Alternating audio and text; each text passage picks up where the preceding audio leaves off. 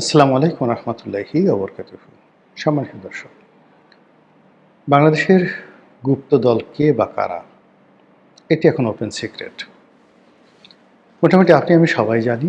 আর এই গুপ্তদল কি করতে পারে, কতটা উপকার করতে পারে, কতটা ক্ষতি করতে পারে, কতটা ভালোবাসতে পারে, কতটা রগ কাটতে পারে, কি সর্বনাশ করতে পারে, সব মোটামুটি আমরা বুঝে গেছি। এই গুপ্তদল তারা কিভাবে একটি সরকারকে পরাজিত করতে পারে, ক্ষমতা থেকে উচ্ছেদ করতে পারে, সরকারকে বিপদে ফেলতে পারে, একটি নির্বাচনকে ম্যানিপুলেট করতে পারে এবং আরও অনেক কিছু, যাকে 1971 সনে আমাদের মহান মুক্তিযুদ্ধের সময় এই বাংলাদেশের রাজনীতি, অর্থনীতি, জীবন, জীবিকা, নারীর ইজ্জত, সম্ভ্রম, মান, মর্যাদা তছনছ করে দেওয়ার যে বিশ্ব রেকর্ড তৈরি করেছিল, সেই গুপ্ত শক্তি সম্পর্কে এই মুহূর্তে বাংলাদেশে যদি সবচেয়ে বেশি সন্ত্রস্ত থাকেন কেউ, তিনি হলেন জনাব তারেক রহমান, মাননীয় প্রধানমন্ত্রী। ক্ষমতায় আসার আগে তিনি একাধিকবার এই গুপ্ত শক্তি সম্পর্কে সতর্ক করেছেন জাতিকে। তিনি তন্ন তন্ন করে খোঁজার চেষ্টা করেছেন যে তার আশেপাশে কারা কারা গুপ্ত শক্তি আছে, এবং তিনি জানেন, খুব ভালো করে জানেন, যে তার একেবারে কিচেন ক্যাবিনেট থেকে শুরু করে তার মন্ত্রিপরিষদ, তার সংসদ, তার পারিষদ, সব জায়গাতে গিজ গিজ গিজ গিজ করছে গুপ্ত শক্তি। বিএনপির একজন অন্যতম বুদ্ধিজীবী সিনিয়র সাংবাদিক এম এ আজিজ টেলিভিশন টক শোতে প্রায়ই তিনি আমার সঙ্গে থাকেন এবং অত্যন্ত জনপ্রিয় বক্তা।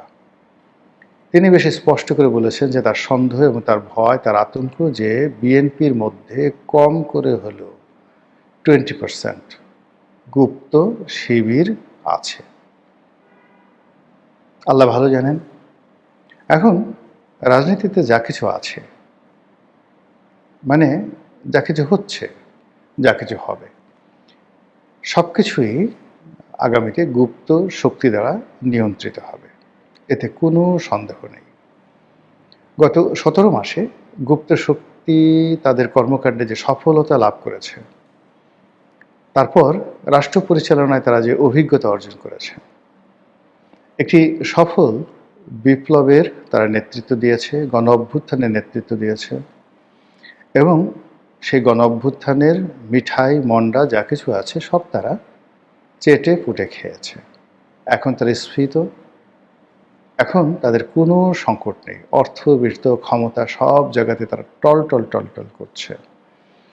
কেবলই মাত্র শেষ মুহূর্তে তারা ভারতের কারণে এবং আওয়ামী লীগের কারণে তাদের যে ম্যাটিকুলাস ডিজাইন, সেই ডিজাইন থেকে তারা পিছনে পড়ে গেছে এবং অপ্রত্যাশিতভাবে, মানে জনগণের অপ্রত্যাশা নয়, গুপ্ত শক্তির অপ্রত্যাশিত যে তাদের যে চিন্তা চেতনা, যেটা তারা কল্পনাই করেনি, সেই অপ্রত্যাশিতভাবে তারা পরাজিত হয়েছে এবং যারা বিজয়ী হয়েছে তারা কোনো অবস্থায় তাদেরকে মানতে পারছেন না।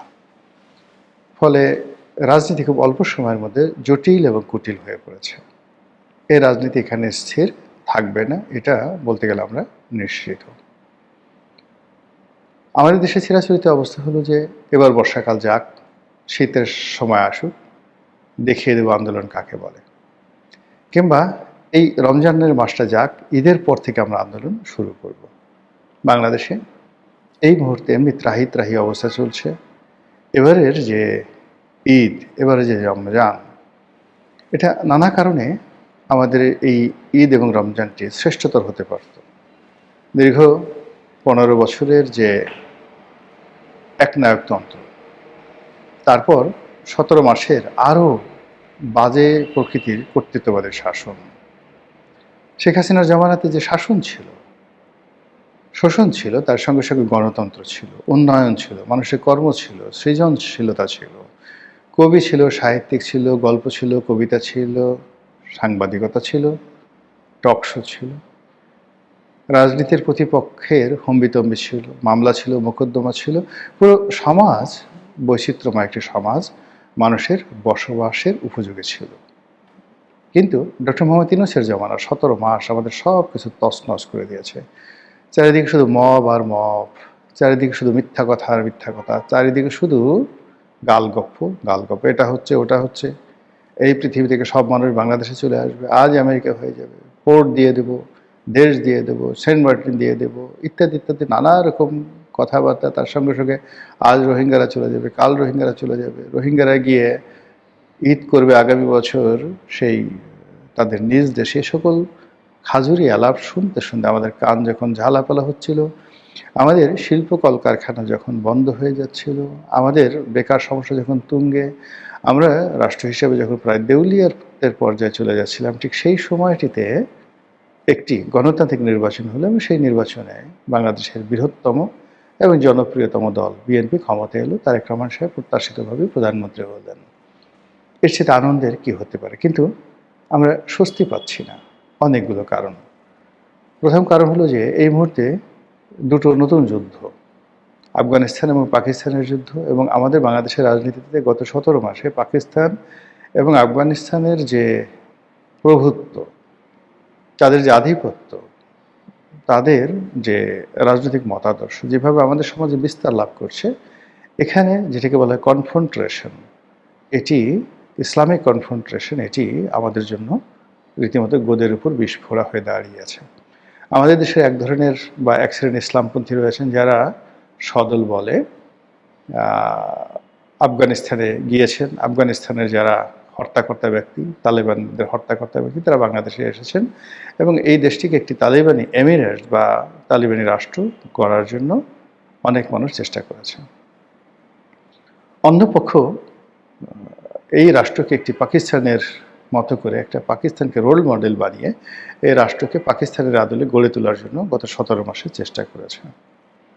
এর বাইরে আরেকটি পক্ষ যারা এটাকে আমেরিকা বানাতে চেয়েছে, আবার আরেকটি পক্ষ এটিকে একটি Yunus land, the land of Yunus, এরকম তৈরি করার চেষ্টা করেছে। কিন্তু কোনোটার সফলতা আমরা পাইনি, বরং প্রতিটি কাজ করতে গিয়ে রাষ্ট্রের অর্থ গেছে, ক্ষমতা গেছে, বিত্ত গেছে, বৈভব গেছে, সব কিছু তছনছ হয়ে গেছে। এবং এইগুলো হওয়ার পর যখন নতুন সরকার এলো, তখনই আফগানিস্তান পাকিস্তানের যে যুদ্ধ সেটা শুরু হলো। আফগান এবং পাকিস্তানের যে যুদ্ধ, সেই যুদ্ধের প্রেক্ষিতে আমাদের দেশে যারা অতি উৎসাহী যে সকল ইসলামপন্থী রয়েছেন, পাকিস্তানপন্থী রয়েছেন, আফগানপন্থী রয়েছেন, তাদের মধ্যে নিঃসন্দেহে কোলাকুলি হবে না, তাদের মধ্যে চুমোচুমি হবে না, তাদের মধ্যে মোশাহাবা হবে না, তাদের মধ্যে বিয়ে শাদী হবে না। তাদের মধ্যে যা হবে আশা করতে পারেন, আশঙ্কা করতে পারেন, এটি পাকিস্তান আফগান সীমান্তে যা হচ্ছে অনুরূপ কিছু একটা হবে। এটা হলো বর্তমান সরকারের জন্য একটা মারাত্মক বিপদ, যা কিনা এই সরকারের ঘুম হারাম করে দিয়েছে। দ্বিতীয় সমস্যা হলো এই মুহূর্তে ইরান এবং আমেরিকার যুদ্ধ চলছে এবং এই যুদ্ধের ফলে আমাদের বৈদেশিক বাণিজ্য, আমাদের ফরেন রিজার্ভ, আমাদের যে ফুয়েল সিকিউরিটি, জ্বালানি নিরাপত্তা, তারপর মধ্যপ্রাচ্যে আমাদের যে শ্রমশক্তি রপ্তানি এবং রেমিটেন্স প্রবাহ, সব কিছু ঝুঁকির মধ্যে পড়েছে। আর ঝুঁকির মধ্যে পড়ে থাকার কারণে এই মুহূর্তে সরকার যে ডেপ্রিসিয়েশনে আছে, অর্থাৎ সরকার যে পরিমাণ টাকা আয় করছে, সেই টাকা দিয়ে সরকারের কর্মকর্তাদের বেতন ভাতা দেওয়াটাই সরকারের জন্য দুঃসাধ্য হয়ে পড়েছে। কিন্তু আমাদের দেশে যে পরিমাণ বেতন যায়, তার চেয়ে অনেক বেশি পরিমাণ অর্থ এই যে বিভিন্ন সময় আমরা বিদেশ থেকে ঋণ করেছি, সেই ঋণ পরিশোধ করতে হয় বৈদেশিক মুদ্রায়। তো বৈদেশিক মুদ্রা সেই ঋণ পরিশোধ করার জন্য ফরেন রেমিটেন্স লাগবে, এক্সপোর্ট লাগবে। ফরেন রেমিটেন্স এবং এক্সপোর্ট এই মুহূর্তে দুটোই বিপদের মধ্যে পড়েছে। অন্যদিকে সরকার মুদ্রা ছাপিয়ে দেশে মুদ্রাস্ফীতি বাড়িয়ে দিয়েছে। সরকারি হিসেবে, আমাদের হিসাব না, রাষ্ট্রীয় হিসেবে শেখ হাসিনা যখন এই দেশ ত্যাগ করেন, তখন 100 টাকার যে মূল্য ছিল, এটি কমতে কমতে এখন 46 টাকা হয়েছে, অর্থাৎ 54 টাকা নেই ইউনূসের জমানার জাদুতে। আর তারেক সাহেবের জমানাতে যদি আবার আরেক দফা মুদ্রাস্ফীতি ঘটে, তাহলে এই টাকার মান যদি 25 টাকায় নেমে আসে, তাহলে বুঝতে পারেন যে আপনি আমি কোথায় চলে যাব। বস্তা বস্তা টাকা নিয়ে আপনাকে বাজারে যেতে হবে। ইলিশ মাছ শেখ হাসিনা যখন ছিলেন তখন 1600 টাকা কেজি ছিল, এখন সেই ইলিশ মাছের কেজি 4000 টাকা। বোঝার চেষ্টা করেন যে ইলিশ মাছের গন্ধ সুখে আপনাকে সময় পার করতে হবে। এছাড়া আরও যে সকল জিনিসপত্র, নিত্য প্রয়োজনীয় জিনিসপত্র, সকলের দাম মারাত্মকভাবে বেড়ে গেছে। 70 টাকা ছিল বেসনের মূল্য। বেসন যেটা দিয়ে আপনার পেঁয়াজু, বেগুনি, হালিম যে বানান আর কি, বুটের ডাল, এগুলো এই কয়দিন আগে কিনলাম, দেখা গেল যে 120 টাকা না 30 টাকা দাম পার কেজি বেড়েছে। এইভাবে নিত্য প্রয়োজনীয় দ্রব্যের দাম, চাল, ডাল, আটা, ময়দার কথা না হয় বাদে দিলাম। তো সেই অর্থে অর্থনীতি এই ইরান এবং আমেরিকার যুদ্ধের ফলে কোন পর্যায়ে যাবে আমরা এখন পর্যন্ত বলতে পারি না। আর এই সময়টাতে তেলের রেশনিং হচ্ছে, পেট্রোল পাম্পগুলোতে রীতিমতো যুদ্ধাবস্থা, এবং আগামীতে যদি এই পেট্রোল নেওয়ার জন্য, পেট্রোল চুরি করার জন্য, পেট্রোল ডাকাতি করার জন্য একটা গ্যাং তৈরি হয়ে যায়, আমি খুব আশ্চর্য হব না। আবার ঈদকে সামনে রেখে যদি টাকার অভাব পড়ে, নগদ টাকার অভাব পড়ে, বা ব্যাংকের প্রতি যদি মানুষের বিশ্বাস এবং আস্থা কমে যায়, মানুষ যদি দলে দলে ব্যাংকে গিয়ে টাকা নগদায়ন করে আবার ঘরে রাখার চেষ্টা করে, তাহলে জনাব তারেক রহমান সাহেবের জন্য রীতিমতো রোজ কিয়ামতের আলামত শুরু হয়ে যাবে।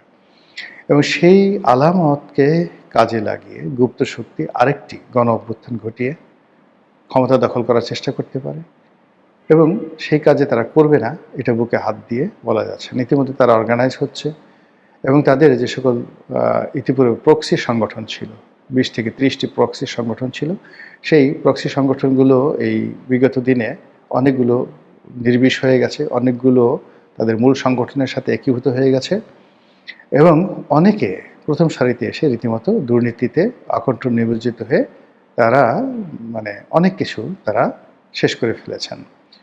কিন্তু এই নির্বাচনের পরে আবার দেখা গেল যে তারা নতুন করে রিঅর্গানাইজ হচ্ছেন, তারা আবার বড় বড় কথাবার্তা বলছেন, এবং সেই শেখ হাসিনার পতনের আগে তাদের যে ধরনের প্রস্তুতি ছিল, তাদের অনেকে বলেছিল যে আমরা সশস্ত্র যুদ্ধ করার জন্য আমাদের ব্যাপক প্রস্তুতি ছিল। তারা অস্ত্র সংগ্রহ করেছিল নিঃসন্দেহে।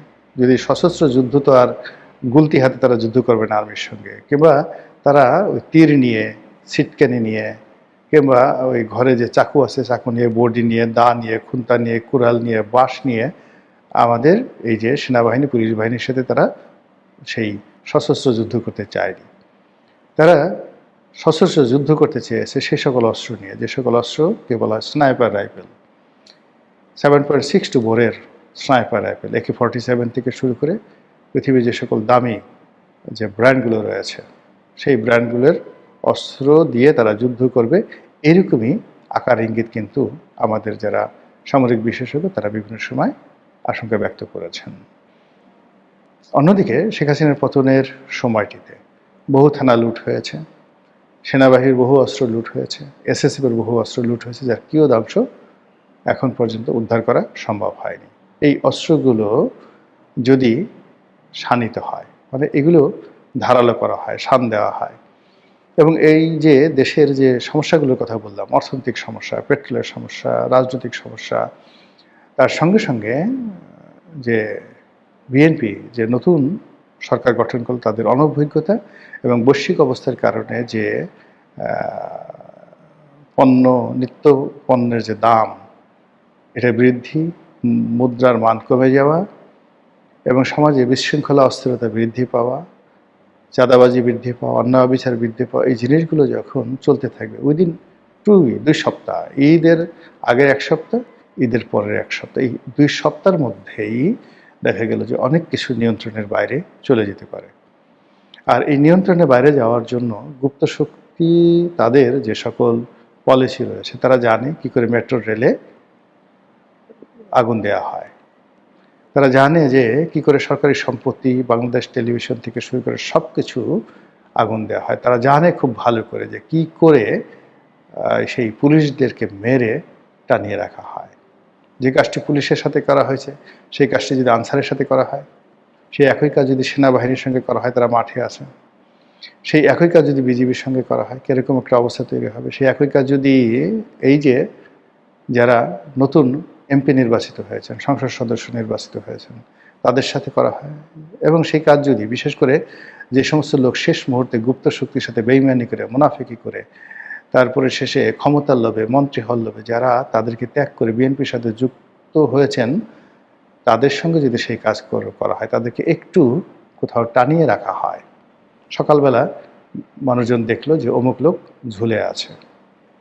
সারা বাংলাদেশে যে প্যানিক তৈরি হয়ে যাবে, সেই প্যানিকের মধ্যে টুস করে গুপ্ত শক্তি যদি ঢুকে পড়ে, আরেকটি অভ্যুত্থানের নাম করে আবার যদি ক্ষমতা দখলের চেষ্টা করে, কাউকে যদি আবার পালিয়ে যাওয়ার জন্য তারা সুযোগ না দেয়। তারা তো বলেই দিয়েছে যে শেখ হাসিনা যেভাবে পালিয়ে গেছে ওভাবে তোমাকে পালিয়ে যেতে দেওয়া হবে না, তুমি যেতে পারবা না, তোমাকে রেখে দেওয়া হবে। এই কথাগুলো নেহায়েত কথার কথা নয়। এই ধরনের কথা বাংলাদেশ ইতিপূর্বে হয়নি। যেহেতু এই ধরনের কথাবার্তা হয়েছে, কাজে এগুলো রাজনৈতিক মূল্য আছে, অর্থনৈতিক মূল্য আছে।